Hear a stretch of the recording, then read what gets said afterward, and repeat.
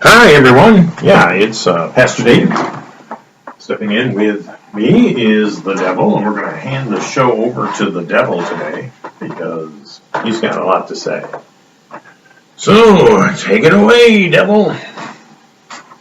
Hi everyone. Yeah, it's the devil.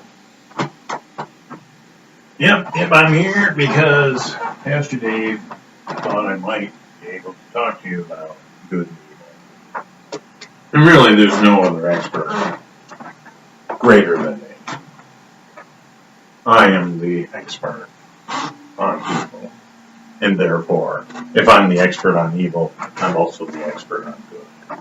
I hope you see that. This is just a duality. And if I know one side, I certainly know the other side of things. But, I want to make a real specific point here. I was set up. I might be the representation of evil. But it wasn't really. I had no idea that was one of the choices. It just happened. I got totally used by God. Totally. Screwed me, man. Totally screwed me over. Here, I'm in heaven. I'm the most beautiful angel ever. The most beautiful being ever. I mean, here, I got a picture here. See me here? This? Well, oh yeah, it's right here. Okay. Well, anyway. The picture clearly shows that I am the greater luminous being than God. He's just a sort of gray cloud above us, of course. But nonetheless, He created me as the most beautiful being. Even more beautiful than God. So I thought, I bought all the hype. Totally got suckered into it.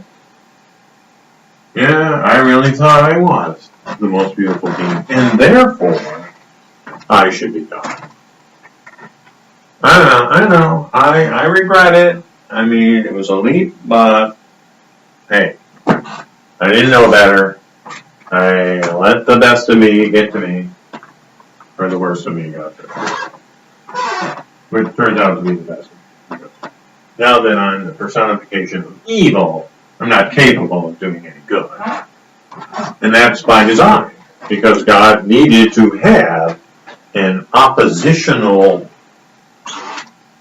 figure, if you will, to His figure of goodness.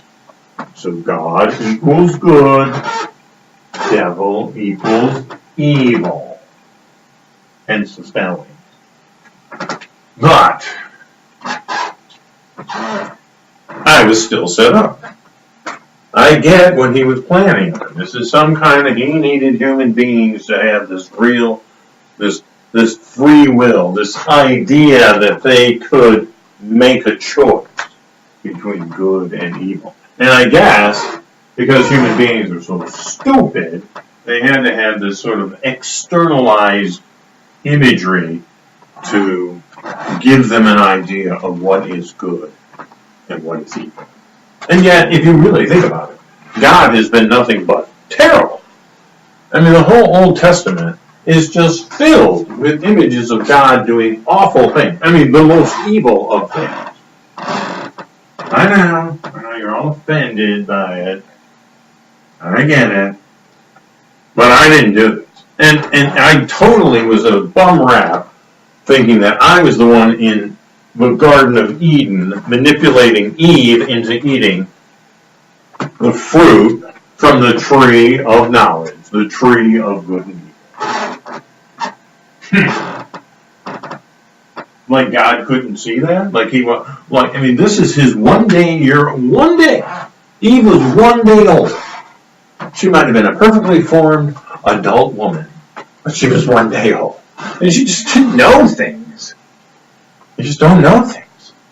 They didn't understand the idea that they were immortal beings just like me. They didn't get that. She didn't understand the consequence that if she ate the fruit, then she would lose her immortality, that the idea of death would come into her life. So, this serpent, who I don't know who it is, just popped up. Personally, I think it was a character that God created just to tempt Eve. just to tempt her, just to see if she would choose obeying God or disobeying God. And yes, he was easily talked into picking a piece of fruit off a tree. I mean, granted, it was an amazing tree, but so what? This crime that Eve committed is committed everywhere around the world, all the time, every day. Millions of people, millions of little children are running into the neighbor's yard and taking fruit off trees that they're not supposed to do. So Eve gets punished. Her and Adam. Because Adam made it too. He's just as culpable. He made the choice to disobey God.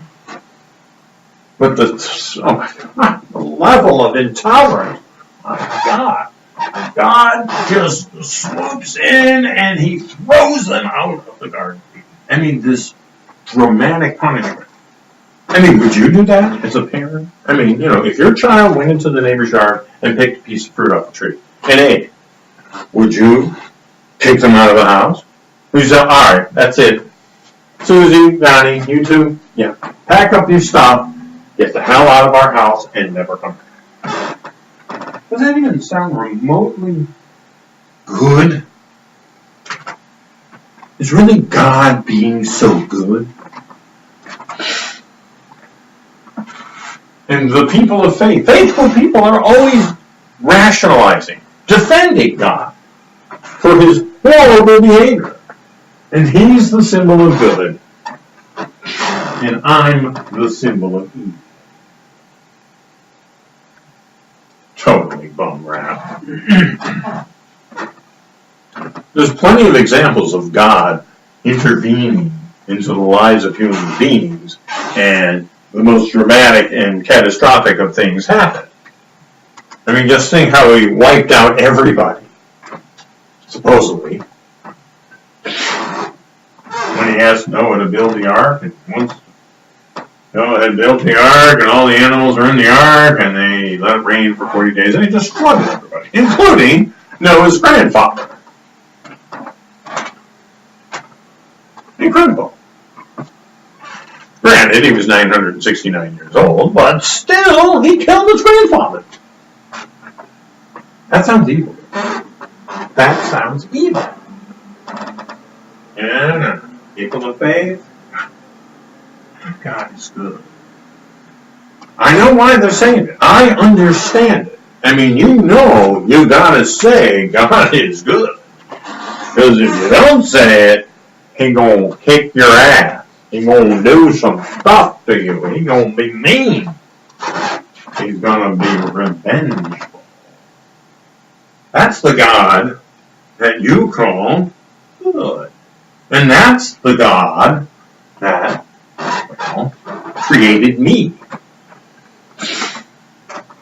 Remember, I'm just a symbol of all that is evil. And where does that evil come from? It comes in the hearts of men and women around the world. God put that in everybody, including me, but I didn't know that. So, God, because he needed us to be evil, or at least have the potential for evil, so that we can make this choice. Well, let's see. We need to be good, or we need to be evil. And it's just perverse, because God has no real plan, as if, the human beings understand God, but, they keep convincing themselves somehow God is going to create justice in the world. He's going to save them. And the only promise that they get so far, at least the Christians, is an afterlife. The Muslims too, they believe the afterlife.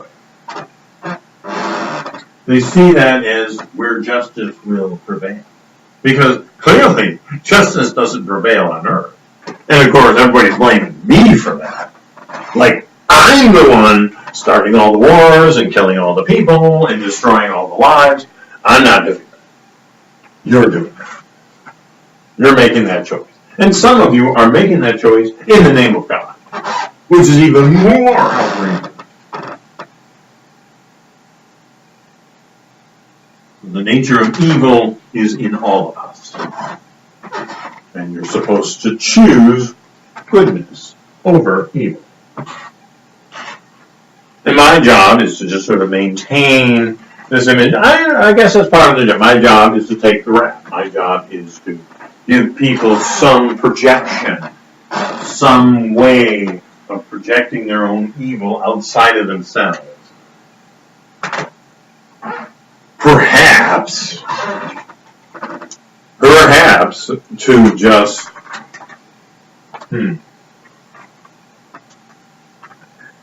to rationalize their own behavior. I mean, if the idea is that we need a devil so that people can project their sense of evil outside of themselves, it doesn't mean that people are going to take responsibility for their own evil. No, actually it doesn't. You just end up blaming me for everything. And you'll go on and continue to commit evil atrocities in the name of God and be totally oblivious to the reality that you are not good. That you're not being good. Like I said, I totally got screwed. God's the one that perpetuates evil. He's the one that created it. I don't exactly know why. Personally, I think it's some kind of reverse there. He just wants to see if people have overcome their selfish nature, their evil nature, and come to God. And he doesn't really care if you do, and he doesn't really. It's an even break. Flip a coin, those that do, those that don't. He just wants to see if people will. If people will show God that they can choose good. But it's not like he cares. They don't care. The outcome doesn't matter. At least not to God. I mean, it matters to Jesus and Muhammad and Buddha. I mean, those guys tried to make it right. So, well, hey, look at this beautiful creation we have. We should do something with it. We should be better people. But ultimately, they like the idea in theory, but to apply it on a personal level, to actually make the real change in themselves, in their hearts and minds, it isn't going to work. I mean, in my opinion, I knew Jesus. I spent 40 days. You really get to know somebody when you spend 40 days in the desert. Yeah, you gotta survive. You gotta, not that it matters to me. I don't need the body, but anyway, he was very, very great. I mean, he was a great guy. Yeah, I mean, not that I'm capable of love, but if I would ever use that word, I'd use it with Jesus. I could say I love Jesus. Only I admired. I respected what he was trying to do. He was trying to do what I thought God probably should have done, or at least tried to lead the way. He certainly should have been a lot more forgiving with Adam and Eve. I mean, he should have been more nurturing. He should have definitely showed them the consequence of their actions. He should have really had them. He didn't have to just instantly punish them, throw them out to live in the barren wasteland outside the Garden of Eden, and then, of course, to lock up the Garden of Eden with no chance of getting back. So we always have to come back up with this figurative Garden of Eden in the afterlife. Ooh, things. So it's pretty sad that Jesus had to rise up. I mean, he did it. I mean, I gotta give him credit. It's kind of amazing. He helped me understand what real goodness is, what God probably had in mind. And he even, Jesus came up with the right kind of stuff, what I consider right. I mean, I tried to tell him, I says, hey, that sounds good, but let's face it, man. Let's just tell the truth. That is not going to work. He said, man, you're so smart. You're so You're an excellent speaker. You actually genuinely love humanity and you love creation. You love what God made here. And you could be anything. You could be the king of the world. People would have loved that. He didn't go for it. He said, no. I'm talking about a more spiritual way. Because he saw that you had to bring peace on earth through a very specific set of steps. And that having Jesus elevated to some worldly status as a king or something was not going to do it. I mean, it wasn't like it was going to be King David or King Solomon. Those weren't the kind of kingdoms he's talking about. His was more of an idea, the kingdom of the mind, of the spirit, to bring the heavenly kingdom on earth.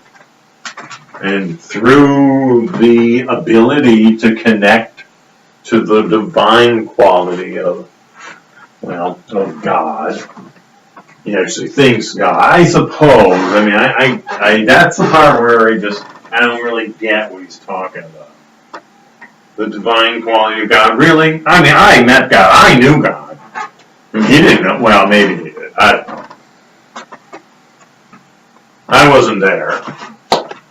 I got kicked out. If you remember. Again, I consider that a bad rip. Once again, but I didn't lose my immortality. As bad as my punishment is, it was nothing like what Eve had to go through. Yeah. And then what's worse is they make Adam and Eve the symbol of sin for all of humans. So already instantly, whatever is considered evil is because of them. It's their fault. I mean, I understand it. See, this is the MO of God. He definitely blames people. He puts all the focus of evil on a creature like me, a being like me. Or worse, even human beings now have to recognize that, gee, mom and dad, the original mom and dad, they failed us. Unfair. Completely unfair. But hey, this is the God you love. That's what struck me about Jesus. He genuinely did love God. He understood the majesty of creation. And he knew there was a way so that what is divine, what is good, could be created here on earth. He believed it. He genuinely believed it could happen. I snickered. Yeah, sounds good. Not that, and well, for a moment, I got it. For a moment, I thought, oh my God, hey, I'm going to lose my job because this guy is going to try to bring goodness in the world and there'll be no need for a devil. And then I really will be cast into hell. Burned. Jeez, that's so mean. That is so mean. He's so mean. I'm sorry, he's totally. I don't know what Jesus sees in him, but I don't get it. But he did. That's what he felt. He felt like, hey, God has given us an opportunity to make the most of our lives, make the most of creation, make the most of the energy, of the beauty that is here on earth with all these wonderful people. I'm sorry, but I mean, I just don't see what Jesus saw. And he sees people as beautiful. It just really doesn't work for me. I've never seen it. I mean, Eve was probably the loveliest being I had ever seen. I did see her, but only from afar. I was not the serpent. I'm still emphatically insisting I was not there. I get the total bum rap. But anyway, my point is that Eve was physically, she was an luminous beauty. She was just so lovely. And for me to just watch God throw her out, along with Adam, who was also a very lovely man. He was a beautiful being. And God just trashed her.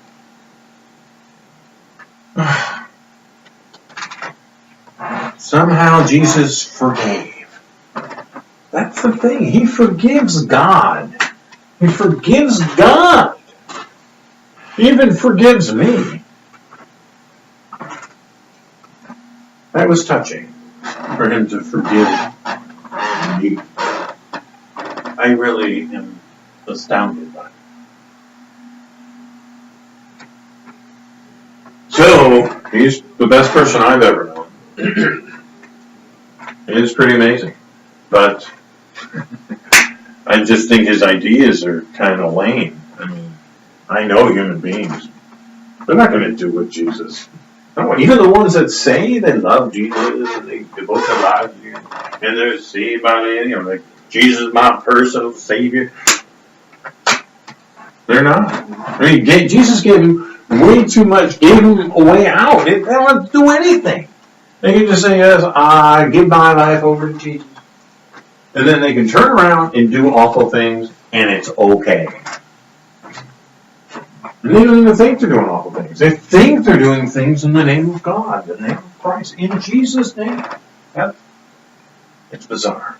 I don't really understand it myself. But that's what he does. That's what people do. They use Jesus just like they use me. They blame me for the evil in their lives, and then they look to Jesus to forgive whatever things have happened in their lives. I mean, what a racket! I mean, it's I don't know. In theory, that's the dispute between Jesus and me. I just don't see it at the same way he does. He had a very simple formula. I mean, I'll share it, but it just seems so stupidly naive. I mean, the guy was kind of a dick about it. You know, what he saw as the salvation of the world. I mean, I was quite secure knowing the history of human beings that no matter what Jesus came up with, it wasn't going to make a difference. And it was a fleeting moment, like I said before. It struck me that, wow.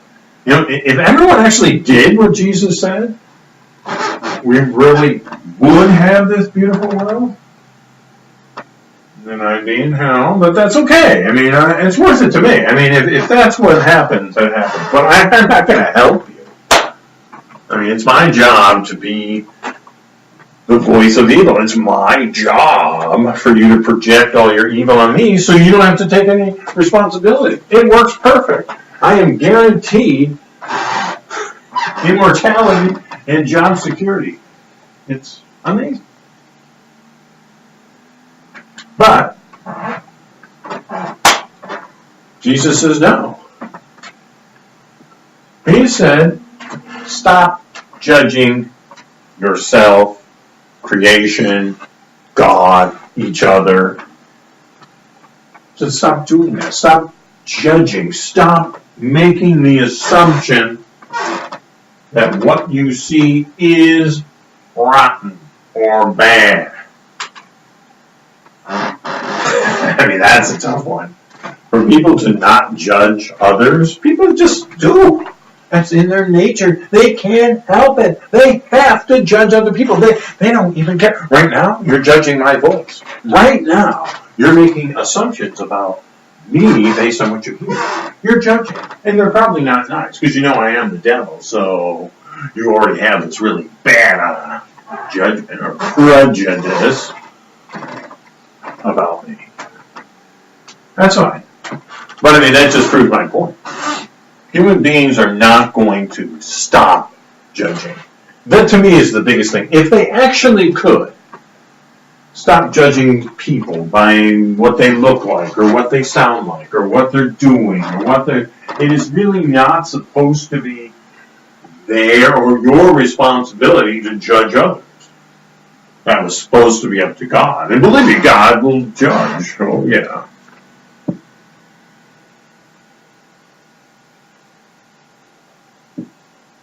So that was supposed to be what humans have to do. Let God do the judging. You just be a good human being. Try to resist the nature of judging everything. We judge everything. Human beings judge everything, and they miss a lot of the beauty of creation. They can't even stop a moment to just experience the moment, to just feel, to just take in all the perceptions of their surroundings. They always have to judge it. Oh, it's too cold. Oh, it's too hot. Oh, it smells terrible. Oh, it's noisy. It's too noisy. There's never this sense of awe. There's no sense of majesty. Because people can't help themselves. That's why they have a perception, and they just react to it. Instead of just experiencing everything, they always have to react. So I just think people are just whiny babies. They're not gonna stop judging. There's no way they're gonna do that. That's why Jesus is wrong. He makes an assumption about human beings, and it's wrong. People are not good. They're not going to be. He thinks that you could actually love. He thinks that you actually can overcome your tendency to judge and just be this sort of connected being to spirit. He believes that. He actually thinks that you can have it in yourself to stop judging others. He gives you all of these tools to do that. And he even projects himself for you to give your life over. So that will supposedly help you realize, I'm being judgmental. I give it over to Jesus. But even those that seriously believe it, they just can't help themselves. That's why they don't want the immigrants. That's why they have all these issues with other people. Because they're judging other people.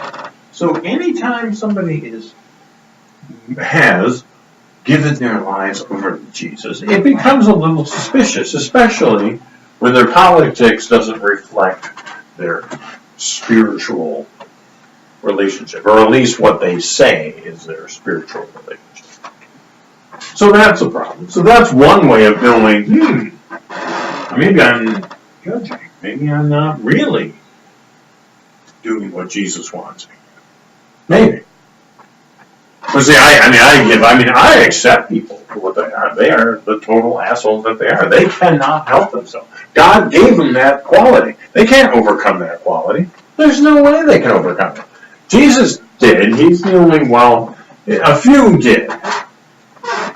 Jesus, he definitely did the most, at least from what I saw, on a personal level. He understood that.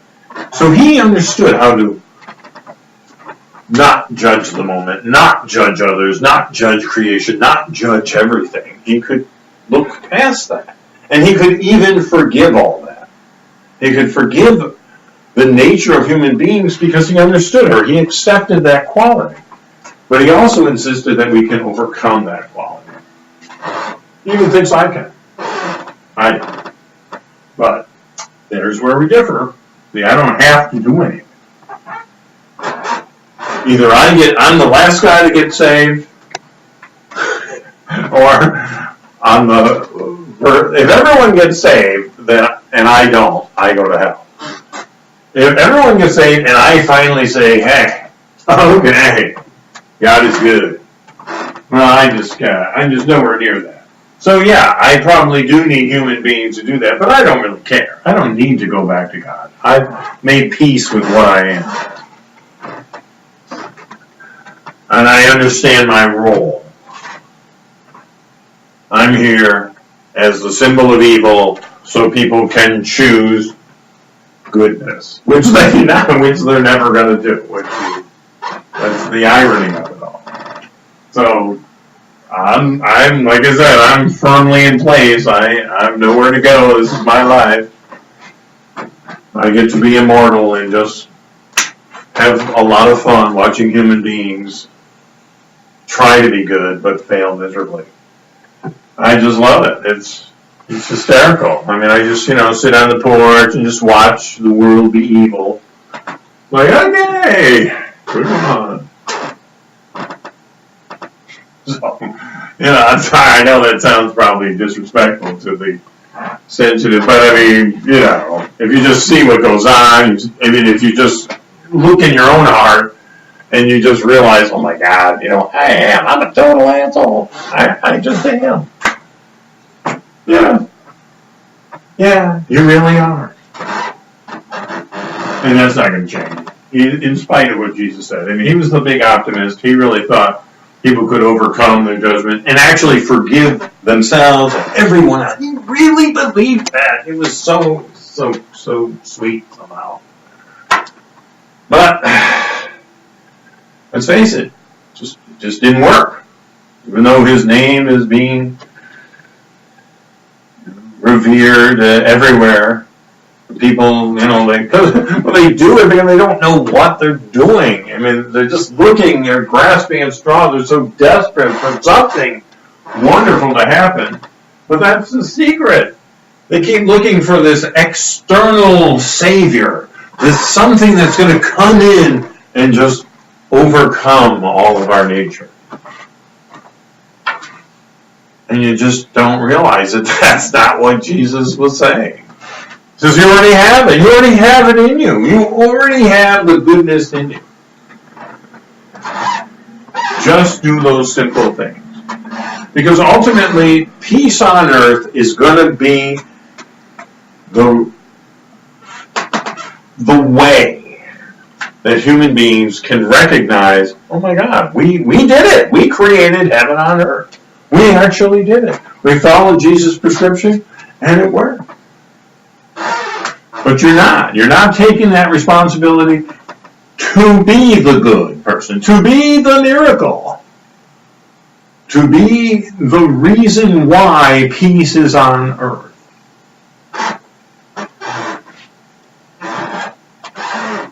You can't help yourself. I understand that. Believe me, like I said, there's no delusions in my mind. But that's the big picture that Jesus saw. He saw that if we could stop judging, and we could use that opportunity where we stop judging and actually just experience the moment to build up the awareness to actually forgive ourselves and everything else. So just to forgive the nature of our human, the human nature that's within. He just said, once you do that, if you can do those two big steps, then the big step comes. And that's where you love yourself. When you really recognize, oh, man, I don't have to judge. I can live in the moment. I can live connected to the divine. I can forgive and be forgiven for being a human being. And I will do everything I can to be a loving spirit, to love myself, to love everyone, to love all of creation, to love God, to even love me. The devil, the whole image of your evil. You're supposed to love even me. Hysterical. Yeah, that's not going to happen. Because people can't do what Jesus says. But I got to admit, it just sort of made sense to me. I don't think it'll happen, but if people really could do that, they actually can live in the moment. Stop judging the moment. Stop judging themselves or everything else or God or anything. Just stop judging it. Stop putting on some kind of criticism about what's going on around us. Instead, seek out forgiveness. Just recognize, hey, that's that total acceptance that creation is what it is, that God is what it is, that the devil is what it is, that we are what we are, that human beings are what we are. And then they can move into that love. And if they genuinely can find love of themselves and others, imagine what would happen if everyone else did the same thing. Can you imagine everyone loving, actually understanding, loving creation, loving God's beauty, loving what is happening between people, loving that we actually can love each other? Then there will be peace on earth. I mean, that's the formula. He nailed it. I mean, that's it. But I don't know. Is it possible? I don't think so. Well, that's too hard. In fact, you even hear Christians say, it's too hard to be a Christian. It's too hard to do it the way Jesus wants us to. So they just become dogmatic. They just know that, well, okay, we can't be this total spiritual being that has found love and created peace. Now, we can't be that. But we can follow the rules. And so that's why they're shifting back to the Old Testament. And they're just being all, they're like, wow, I'm following the 10 Commandments. I don't lie, I don't cheat, I don't steal. I don't kill people. I honor my mother. I do all the things that God wants me to do. And they totally blown it. They are now just rule followers, and they're not going to get to that level of spirit that Jesus was talking about. There's no way. No way. If you're stuck in your mind, you're all just following all the rules of your religion, and you misunderstood. You've missed it. You're not going to come close to what Jesus was talking about. And I tried to tell him, I said, people just don't do that. I mean, let's face it, the Old Testament was all about rules. 175 different sins. And let's face it, the Old Testament clearly says if you screw up, if you sin, God is going to punish you. There's nothing redeeming about the way God is going to reward. All the offer is, and actually there was no offer of heaven. That was made up once Jesus came, because he came up with the idea of bringing heaven on earth. Just the idea that whatever God had created could be intended for this world. But there really is no afterlife. Certainly if you're following an Old Testament regimen, then you know there is no heaven. There's nothing there. There's nothing in there. The Bible, the Old Testament, the Torah, the old book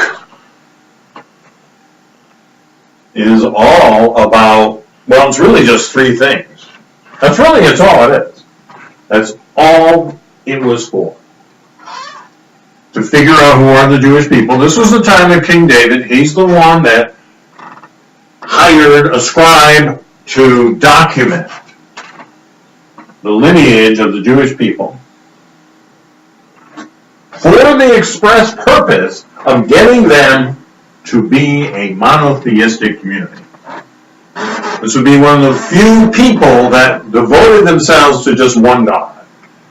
With rampant polytheism, nobody wanted to just honor one God, and that David felt that the best that could be done would be to get people to be monotheistic, to just believe in the one true God. So all the stories, all the writings were to identify, who are the Jewish people, and to convince them to be monotheist. And of course, if they weren't, they were going to burn in hell. They were going to be tortured. Something vengeful, horrible was going to happen if they didn't do that. And then there were all these prophecy stories. So there's really three things. Genealogy, monotheism, and prophecy. And the prophecies oftentimes would just say, hey, if you do this kind of thing, this is going to happen. This horrible thing is going to happen if you don't do this. And so the Jewish people would either do it and not get punished, or not do it and then get punished, as predicted. So, there isn't much really divine or beautiful about what happens in. I think David was somewhat aware, and he realized, it's pretty dark stuff here. And he had his own sort of personal relationship with God, and he did try to write that down and capture it through his Psalms. And they're beautiful writing. So, he tried. But in the overall picture, really wasn't until Jesus thought of things beyond. It says, all right, I don't accept the notion that Jesus was in heaven at the beginning of creation. But it is sort of humorous for me to think about that. Because, first of all, it doesn't make sense to me. Why, God, so Jesus was in heaven. He was a being of God. And then he comes to earth as a human being, and yet he somehow achieves a level of divinity and connects with God. Well, of course, he came as a divine being, if that's the story. I don't think it is.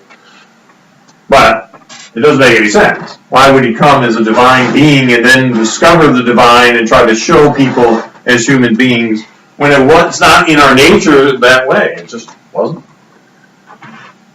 There's no point of it. The better story is the story that Jesus was just a human being. He was just a man who figured out how to connect to the divine. That's a far more powerful story. That he overcome. He did the hard work. He did those 4 steps, the non-judgment, the forgiveness, the love, and found peace in himself. He had it, and he was trying to share that with others. I mean, that's the big miracle. That's the amazing story. But insisting that God was in heaven, that's kind of a funny story to me, too. I mean, that just strikes me. I mean, if Jesus is up there, especially at the time in the beginning when God is just ranting and raving because human beings are so effing stupid. I mean, they don't get it. When he threw Adam out, and he wiped out the world with the flood and Sodom and Gomorrah, all that stuff. I mean, God has just got to be this angry old guy just screaming and yelling his head off, and Jesus is there saying, wait, Dad, just calm down. I think you're going about this whole, divine thing, having people choose goodness over evil. You're overdoing it. You're punishing too much. You're overreacting. Let people try to figure it out. Give people a frickin' break, man.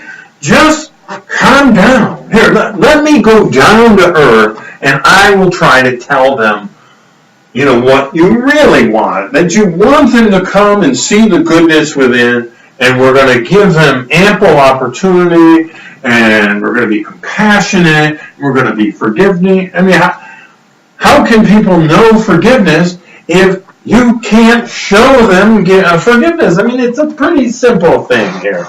You should have been able to do that. So let me go down for you, and I'll try it. And of course, there are believers that believe that Muhammad was also up there before the creation. And, Jesus and Muhammad were brothers. And they, maybe, Jesus gave the shots, and then he goes like, wow, man, those human beings are tough.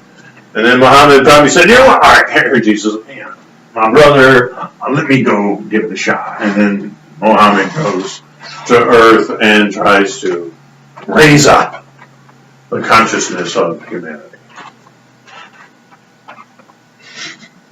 So that strikes me as being a little funny. I know it didn't happen that way, but that's okay. Either way, it's still pretty interesting because clearly Muhammad especially, he was trying to, tamp down the message of the Old Testament. He tried to bring even up, and there's actually a rather nice story about me and Moses. I'm talking with Moses, we're getting along real chummy, and Moses thinks I'm great. It didn't happen, but he thinks I'm great. But that's all right, we'll play along. Sure, and Moses did kind of what Jesus did. He kind of talked to God on my behalf. He says, gee, God, I've been talking to the devil. He's pretty cool. He's a pretty cool being, why can't you forgive him? And God says, well, it's not up to me. I will forgive him, but he has to come to me. He has to repent. he has to show he wants my forgiveness. So Moses comes back to me and tells that.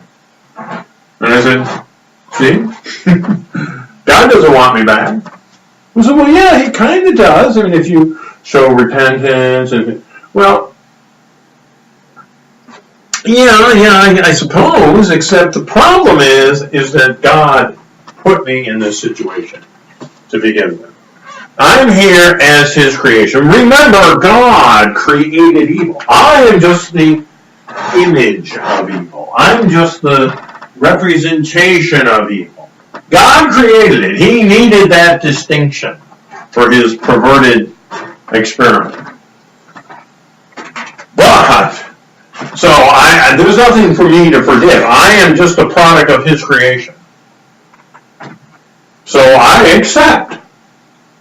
So I don't get the idea of forgiveness from God.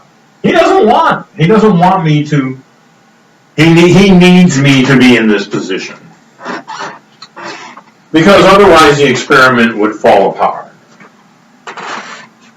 For whatever it is he's trying to do. And believe me, I know God better than anybody, and I do not know what he's doing. I don't know why he bothered to create human beings.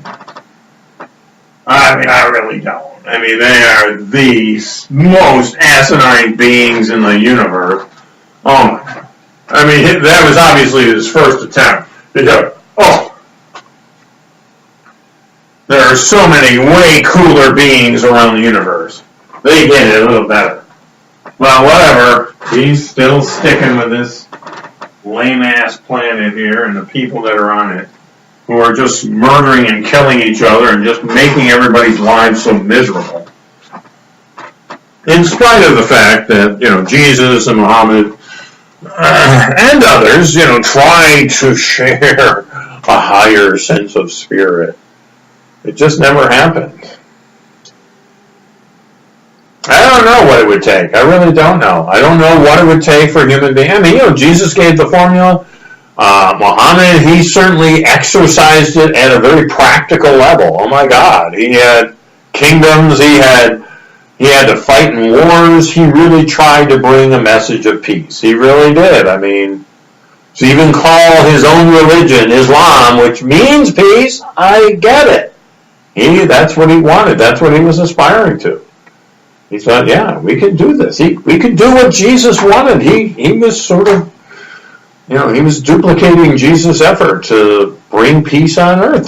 He thought that was possible. He was very practical. He knew what people had to be. He had a behavioral approach, if you will, to the divine.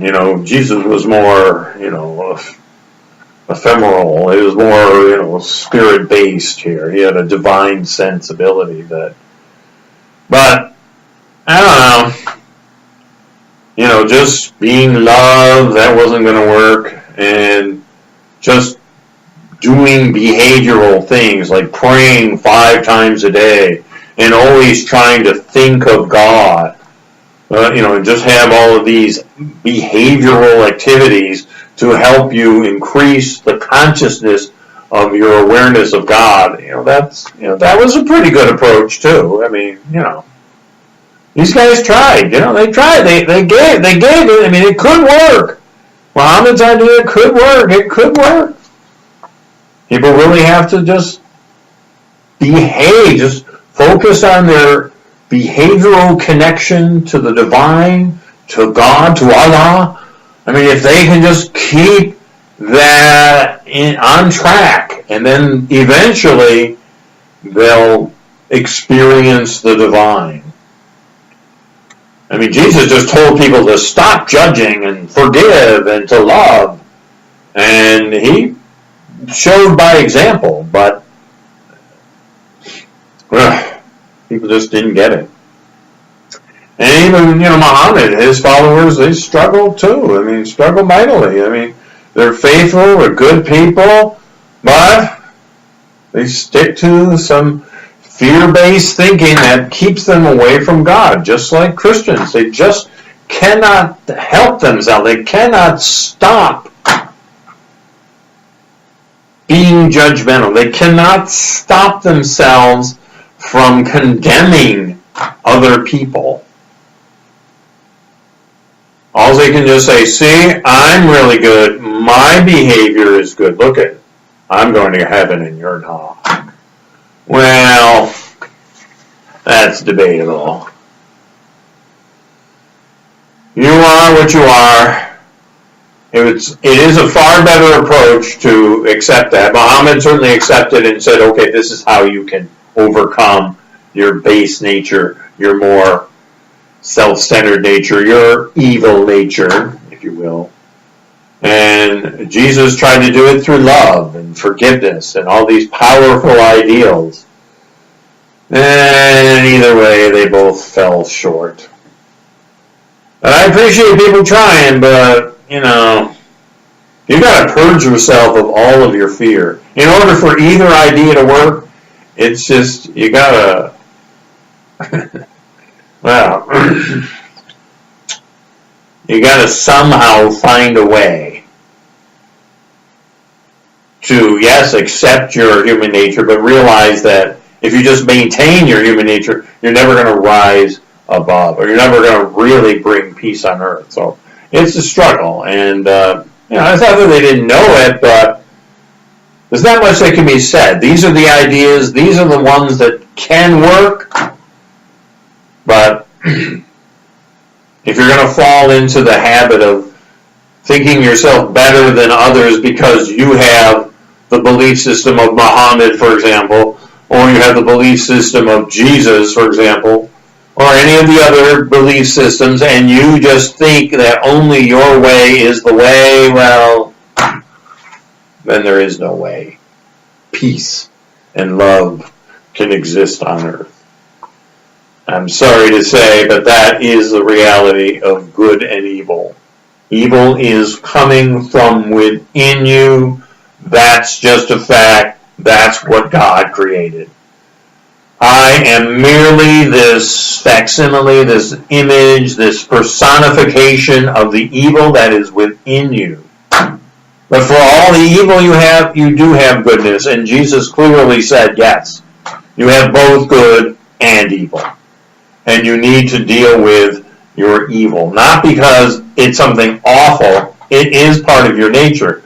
But you can use that or find a way to accept it, to embrace it, and to develop that energy into something positive, something divine, something loving, and ultimately something peaceful. Peaceful on the level of a global scale. I mean, that's the vision that all people of faith should have, and maybe they do, at least intellectually, but it definitely needs to be part of the soulful nature that's within. You have to cross that over. What is evil has to become good, or at least understood through good terms, and not to just allow evil to persist and grow, even though you might be doing it in the name of God. That's not helping. If you're killing people, if you're harming people, if you're judging people, if you're condemning people, then in the name of God, then you're still evil. And yes, of course, you'll blame me for that, which is fine. That's my job. But if you really want what Jesus and Muhammad wanted, then you got to do better at dealing with that. And again, I don't think you can do it. Believe me, remember, I'm the devil, and it ain't going to happen. But, I mean, if you really call yourself a Christian or a Muslim, then you really should try to tap into the goodness within and stop focusing on condemning others and stop judging others and stop assuming that nobody else could possibly come to the divine. Because quite frankly, neither are you. You're just not making it. Now you might have some kind of personal connection with God, which is perfect. If you can maintain that energy and then try to tap into some higher level of awareness about your own nature, and you can spread that awareness, or at least acknowledge it in other people, you might have a chance. You might say, geez, we're all flawed. We're all falling short of the glory of the divine. See how I did that? I don't really give God the credit. Whatever it is, he thinks we might like the divine, but he's not really helping us try to figure it out. And he sends a couple of brilliant people. Now, he sends them, but a couple of people rise up and become aware of what needs to be done. And, well, hey, people are doing the best they can. I mean, I'm forgiving, in the sense that I know what human beings are. But if human beings keep wanting something more, then they're going to have to do more than whatever it is they're doing now. To just continue this bizarre need to condemn everyone else and make everyone's life miserable, and yet still thinking you're a good person. No, you're not. Remember, good and evil was a choice. You either choose a life of good and try to aspire to goodness, or you aspire to evil. I realize your evil is going to work against your goodness and vice versa, but that's what you have. You were created that way to figure out what you want to do. And if you really can't, my sense is, this is why I think evil will win out. My sense is that it takes too much awareness to bring about goodness. But you don't have to do anything to just stay in evil. You don't have to do anything. You just be your, self-centered, needy person that you are, and boom, you're in. You've chosen evil. So there's no real choice of evil. You just are. And then you'd have the harder part is to choose goodness. Whew! I tell you, the deck is stacked against you. It's definitely stacked in my favor. I don't know what God was thinking, but he did not make this a 50-50 proposition. So, the nature of human beings is evil. However you want to figure that out. But you have to rise above to be considered good. And you have to somehow love your evil side and accept that it's part of your creation, part of the reality of who you are, and you have to love that side just as much as your good side. If you really want goodness to win out, which, wink, wink, I don't think is going to happen, but hey, what do I know? Maybe human beings can figure this out. Maybe. If I were a betting man, if I were a man, well, whatever it is, if I had to lay some kind of stake down, I would definitely bet on the side of evil. Evil is easy. Evil is easy.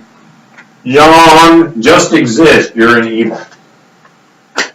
The real work, the hard work, that's good. That's how to become good. How to rise above that nature, your evil nature. Whew. Now again, I don't know what the ultimate experiment is, but let's face it, in my opinion, it's a failed process. But there's still believers out there who want to believe that goodness will prevail. I'd make a bet, but I don't really need anything, so just know that I feel strongly about my job security, and I'm not sure about the fate of humanity, but it's looking good from the devil's point of view. If I'm wrong, then that means you'll have forgiven me, and I'll appreciate that. Well, good luck in your journey to find goodness and bring about goodness to the earth. It's not an easy task, and I'm not really pulling for you, but I can go either way. But for me, evil prevails. But if goodness wins, hey, I'm free. Thanks, folks. Have a great day. Take care. Bye.